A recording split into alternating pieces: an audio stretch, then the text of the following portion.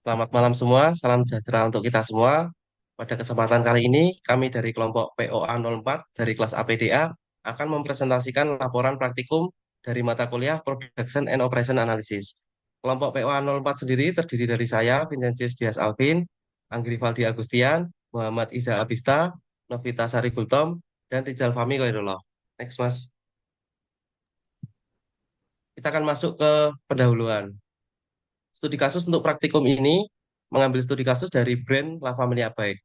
La Familia Bike sendiri adalah perusahaan yang memproduksi sepeda untuk anak-anak kecil.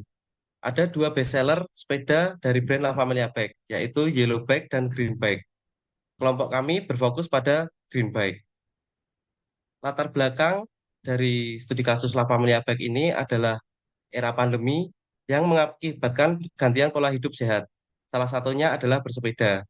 Karena itu menyebabkan peningkatan demand yang ada di perusahaan La Familia Bike. Next, Mas. Kita masuk pada modul yang pertama, yaitu forecasting.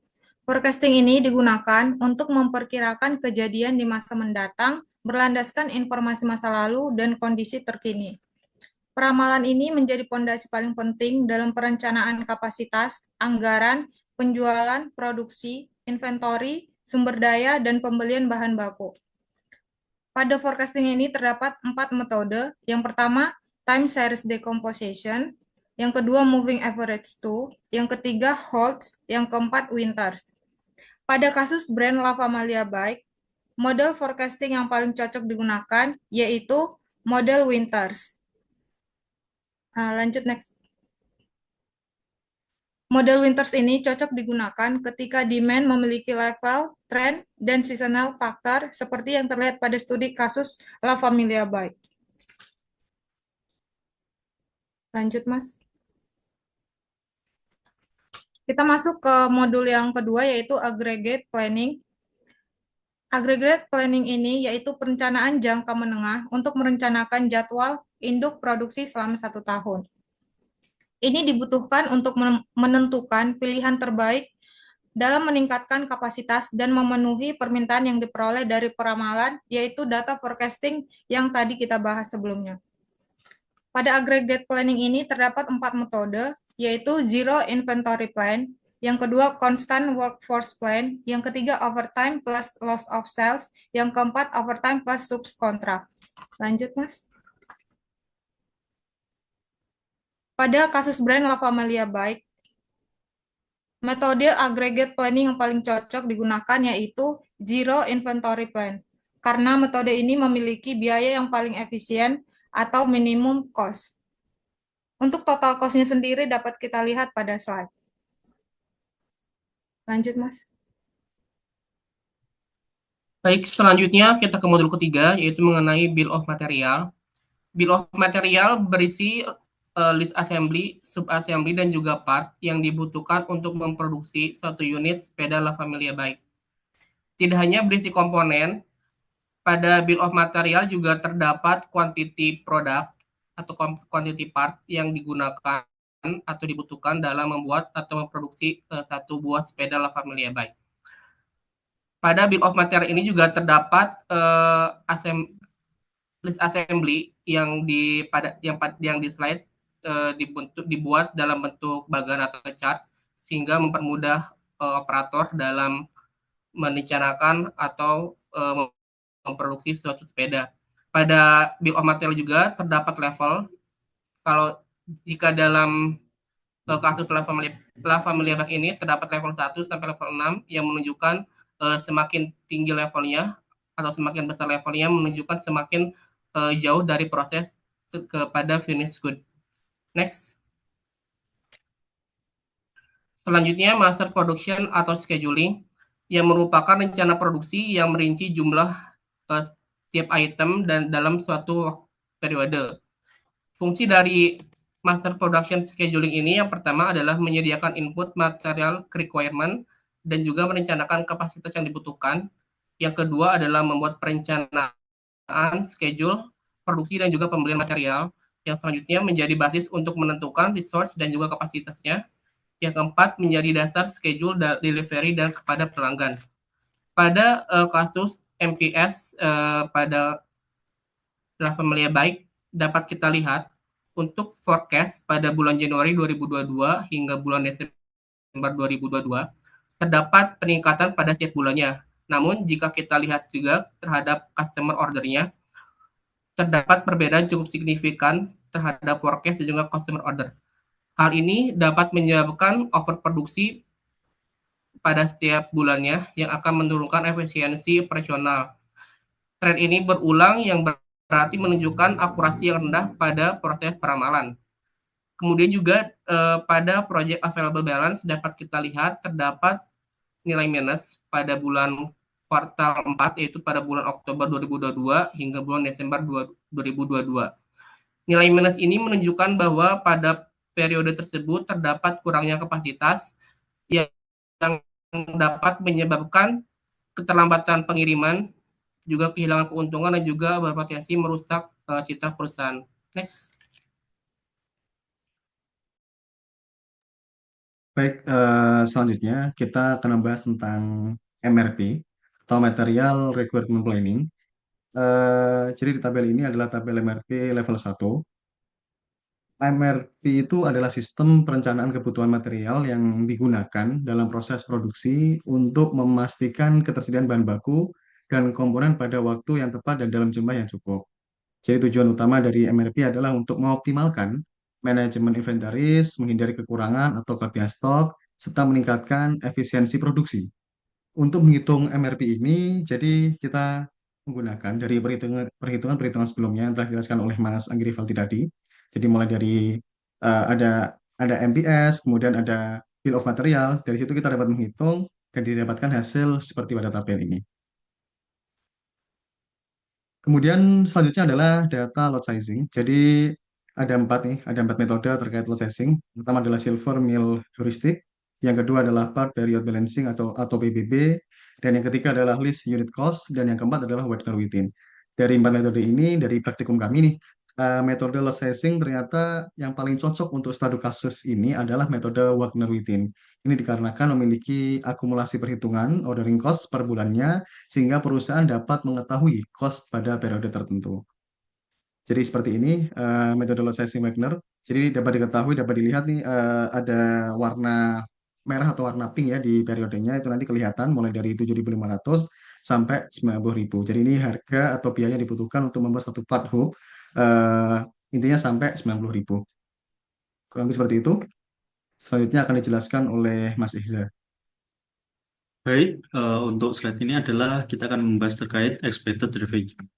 Jadi expected revenue sendiri adalah proyeksi pendapatan yang diharapkan oleh perusahaan dari hasil penjualan produk atau jasa dalam periode tertentu. Tujuannya itu yaitu yang pertama adalah perencanaan keuangan, yang kedua evaluasi keuntungan, yang ketiga adalah pengambilan keputusan.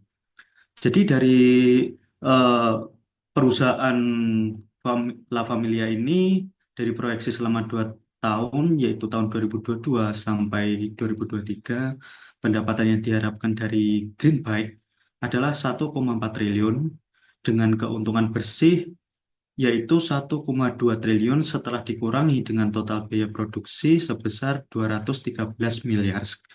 Keuntungan ini memberikan peluang strategis untuk membangun production plan dengan biaya 102 miliar dan warehouse 96 miliar yang dapat meningkatkan kapasitas efisiensi operasional.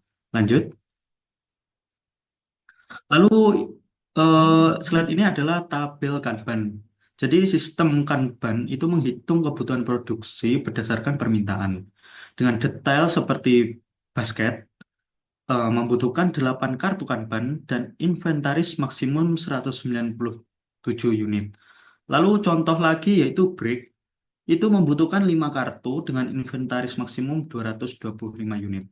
Jadi sistem ini itu produksi menjadi lebih terkendali dan efisien, memastikan semua komponen tersedia sesuai dengan kebutuhan tanpa pemborosan. Jadi pada intinya tabel Kanban ini bisa membuat kita efisien dalam produksi karena kita dapat menakar kebutuhan maksimal inventaris atau kartu Kanban yang dibutuhkan. Next. Selanjutnya kita akan masuk ke operation scheduling. Yang pertama adalah machine scheduling atau jadwal mesin menggunakan CDS algorithm atau algoritma Campbell, Dudek, dan Smith. CDS algorithm ini merupakan salah satu algoritma penjadwalan yang berkembang dari algoritma Johnson Rule. Di sini dapat kita lihat ada terdapat beberapa part, ada 5 part yang merupakan bagian dari pengereman dari produk lava meliabag. Produk lava meliabag ini memang keunggulannya ada di pengereman, sehingga di produksi ini akan berfokus ke situ. Untuk mencari jadwal mesin yang paling efektif, digunakan 3 step yang ada di bawah dan menghasilkan optimal solution seperti yang ada di tabel, yaitu urutan dimulai dari kaliper mount bolts, brake pads, hydraulic hose, rotor, dan terakhir kaliper. Next, Mas.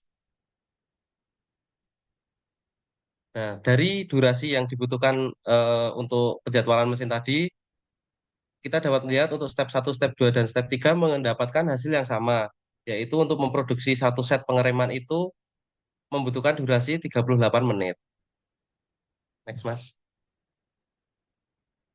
Selanjutnya, setelah tadi penjadwalan mesin, kita masuk ke penjadwalan karyawan atau operator. Penjadwalan operator ini berdasarkan dari studi kasus yang kita ambil, yaitu dalam 1 minggu, mulai dari Senin hingga Minggu, itu perusahaan lava Milabag membutuhkan operator seperti pada tabel. Dan perusahaan lava Milabag ini memiliki kebijakan bahwa satu orang operator itu memiliki hari libur yaitu 2 hari. Perhitungan operator needed ini menggunakan aplikasi Linggo yang menghasilkan variabel X1 hingga X7. Variabel X1 hingga X7 ini merupakan angka di mana pada saat X1, misalnya contoh X1, itu kan Sabtu dan Minggu itu libur. Itu ada 9, yang mengartikan bahwa pada Sabtu dan Minggu itu ada 9 orang yang libur. Next, Mas.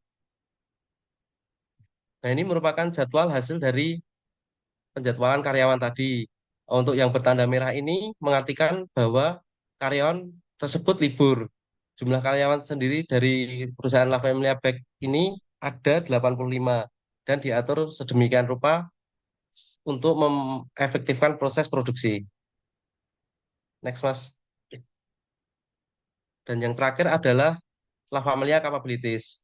La Familia Capabilities ini memberikan arti bahwa apakah perusahaan La Familia Bag dapat memproduksi sesuai dengan safety stock atau tidak. Nah, ini ada 2 tipe pekerjaan ya.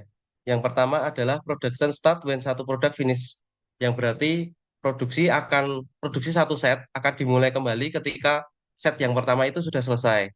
Dan yang kedua adalah start while the production before is ongoing, atau yang berarti proses akan tetap berlanjut atau mesin yang sudah selesai akan langsung dimasuki job berikutnya walaupun proses yang lain masih berjalan. Dari situ menghasilkan yang pertama itu 12 unit dalam 1 hari, dalam 480 menit working hours, menghasilkan 12, dan yang kedua, proses kedua menghasilkan 20 unit. Next, Mas. Nah, berikut merupakan rangkuman dari perhitungan capabilities. Dapat kita lihat, ini perbandingan dari start when satu produk finish dan start while the production for ongoing. Dari kedua ini mendapatkan hasil seperti pada tabel, namun belum mencapai safety stock. Jadi tidak cocok ya. Yang berarti bahwa perusahaan La Familia Bag ini harus tetap mengevaluasi proses produksi atau meningkatkan kapasitas produksi. Next, Mas. Sekian presentasi dari kami. Jika ada kesalahan kata, kami mohon maaf. Terima kasih.